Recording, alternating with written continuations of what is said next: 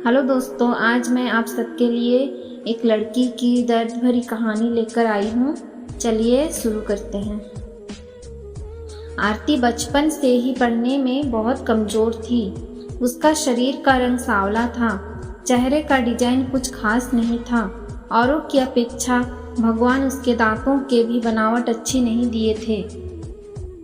आरती का चेहरा अच्छा ना होने के कारण स्कूल में बच्चे अक्सर उसे चिढ़ाते रहते थे। कोई आरती का फ्रेंड बनने के लिए तैयार नहीं था। जब आरती अपने गांव के गलियों से गुजरती थी, बगल में खड़े लोग भी अपना मुंह फेर लेते थे। आरती को इस बात से बहुत ज़्यादा पीड़ा होती थी। वह यह नहीं समझ पा रही थी क्योंकि वह बहुत छोटी बच्ची थी। आखिर बात क्या है? हमारे चेहरे को देखकर लोग अपना मुंह क्यों छुपा लेते हैं? आरती जब स्कूल से घर वापस आती थी तब अपने माँ से एक ही सवाल करती थी कि माँ, जब मैं अपने स्कूल से घर आती हूँ तो लोग मुझे ऐसा क्यों देखते हैं और स्कूल में भी मुझसे कोई बात नहीं करता है। हमारा कोई फ्रेंड भी नहीं बन रहा है, अतः हमसे कोई बातचीत भी नहीं करता है। इतना बात सुनकर आरती की माँ की आंखों में आंसू आ गया और वह रोने लगी, लेकिन अपनी बिटिया को यह नहीं समझा पा रही थी तुमसे कोई इतना घृणा क्यों करते हैं। माँ आरती से बहुत ज़्यादा प्यार करती थी। गली मोहल्ले में आरती को मनहूस जब लोग बोला करते थे, आरती की माँ कड़ी शब्दों में जवाब दे देती थी। आरती के माँ अपने कलेजे के टुकड़े को हर वक्त अपने साथ में रखती थी और जो भी उसे बोलता था उसके बदले में जवाब देती थी।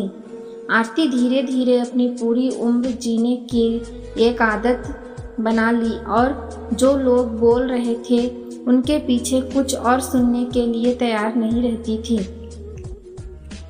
बस अपने काम से मतलब रखती थी, पढ़ाई करती थी और वापस घर लौट जाती थी। धीरे धीरे आरती बड़ी होती चली गई।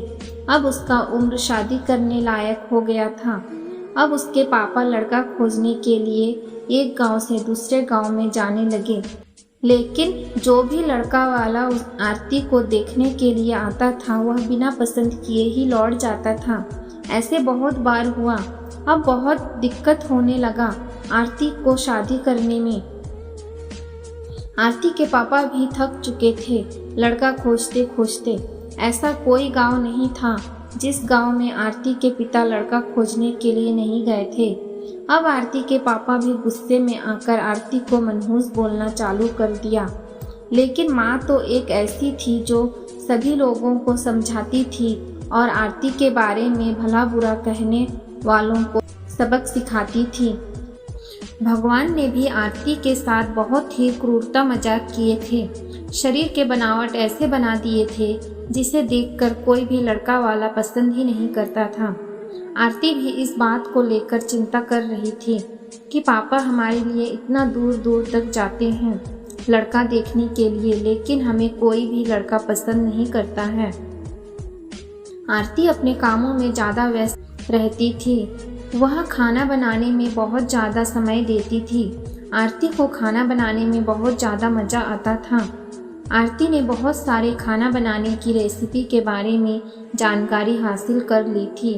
इसके लिए उन्होंने किताबें, रेडियो, टीवी चैनल पर वीडियो देख ली थी।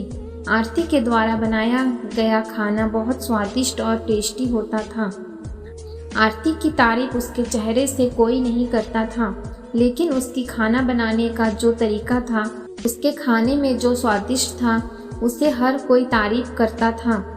खाना बनाने में आरती के जितने भी आजू बाजू की औरतें थीं, उन सभी औरतों में बहुत ज़्यादा फेमस हो गई थी। जिस औरत को लगता था कि आज नया खाना बनाना है और कुछ नया आइडिया इसमें टेस्टी लाना है, तो औरतें आरती के पास आकर जानकारी लेती थी। बहुत सारी औरतें यह भी सोचती थी कि आरती के द्वारा बनाए गए खाना को हम सीख लें, लेकिन यह उन सभी के बस की बात नहीं थी। आरती के हाथ में ऐसा टाइमिंग जादू था जो आरती के इस कला को कोई सीख नहीं पाया।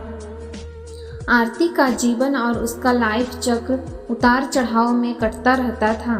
माता पिता और रिश्तेदार बहुत कोशिश कर रहे थे कि आरती की कहीं ना कहीं शादी हो जाए। बहुत कोशिश के बाद माँ बाप ने एक लड़के वाले को मना लिया था। वे सब आरती को देखने के लिए घर पर आने वाले थे। आरती को इस बात की खबर लग जाती है कि हमारी शादी होने वाला है।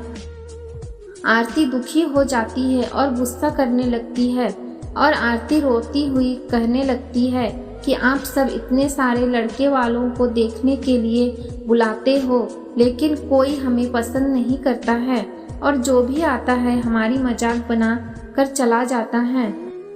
आप सबकी बदनामी होती है। गांव समाज बोलता है कि लड़का वाला देखने आया था और आरती को पसंद नहीं किया।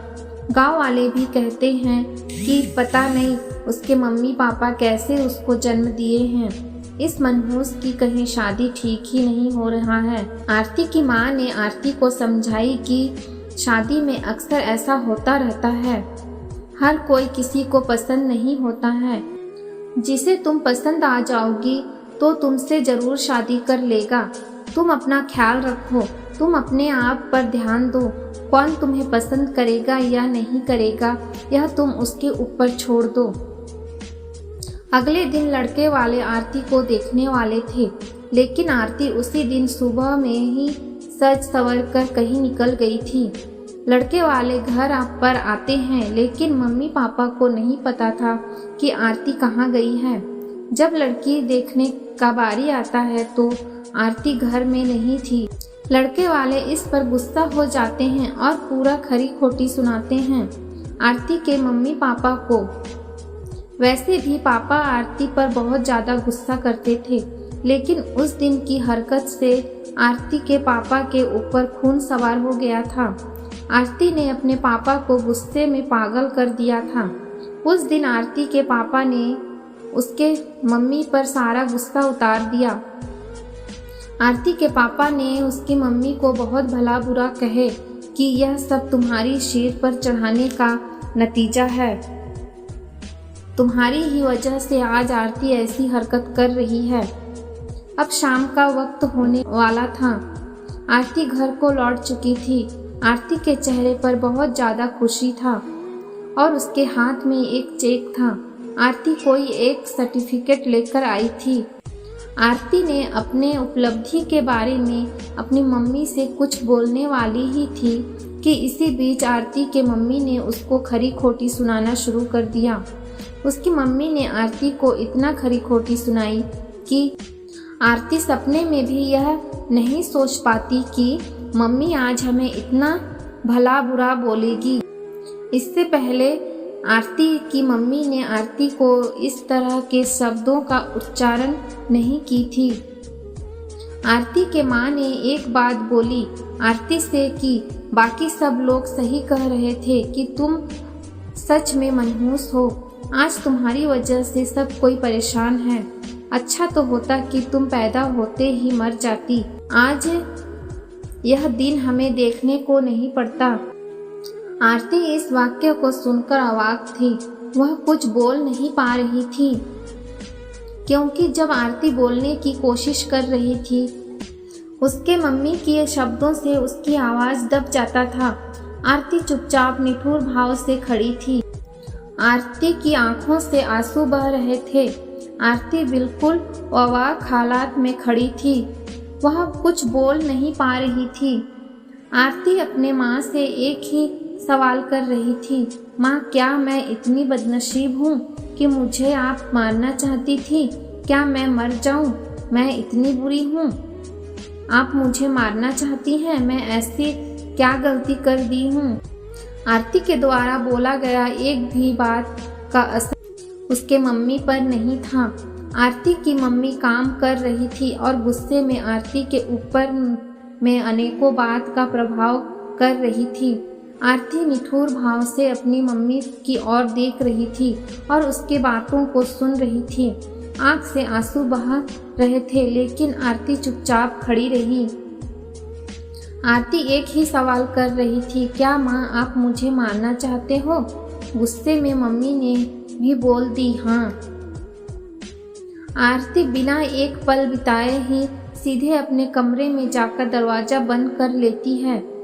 1-2 मिनट के बाद में मम्मी का गुस्सा शांत होता है। तब आरती की मम्मी को अपनी गलती का एहसास होता है।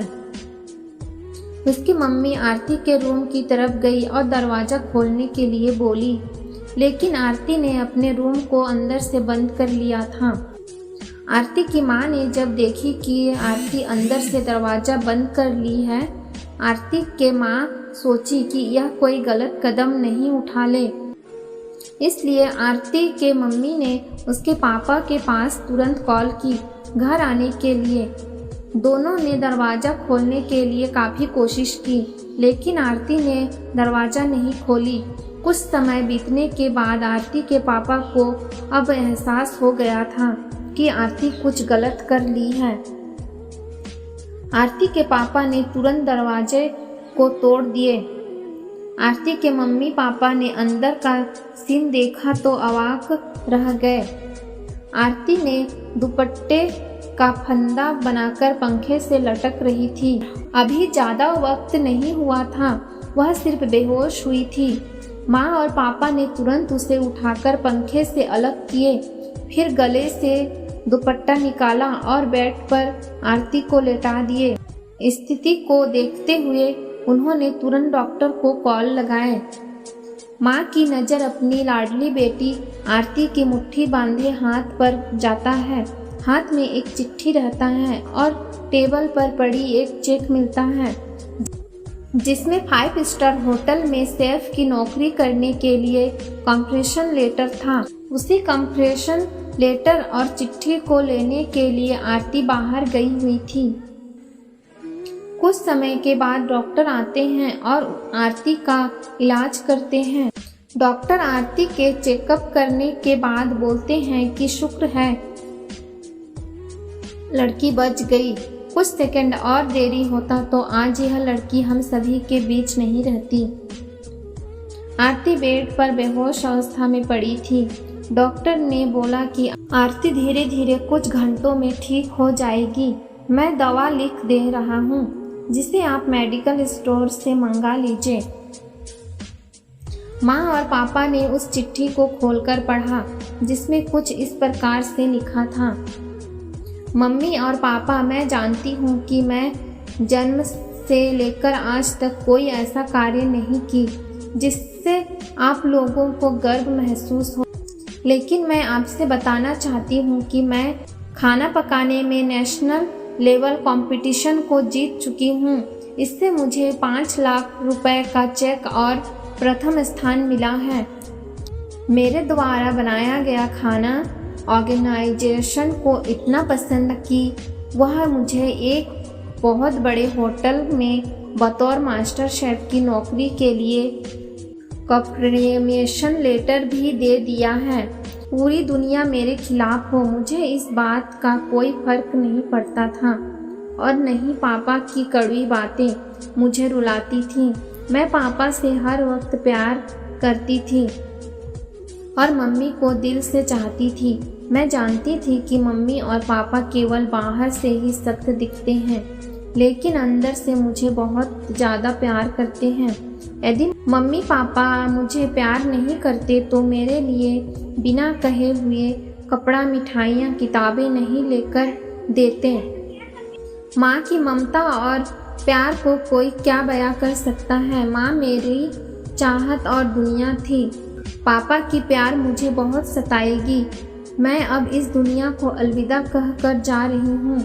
मेरी माँ, मेरे पापा इस दुनिया में सबसे खूबसूरत हैं। मैं जानती हूँ कि आपने कभी ना कभी भगवान से प्रार्थना जरूर की होगी कि अगले जन्म में मेरे को ऐसे औलाद मत दीजिएगा, लेकिन मैं भी भगवान से प्रार्थना करती थी कि अगले जन्म में क्या 7 जन्मों तक मुझे आप जैसे ही मम्मी पापा मिले, और आज यही प्रार्थना कर रही हूँ।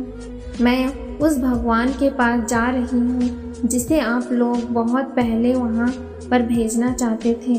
चिट्ठी में बहुत सारे इमोशनल बातें लिखी हुई थी। जिसे पढ़कर आरती के मम्मी पापा के पांव तले जमीन खिसक गए थे।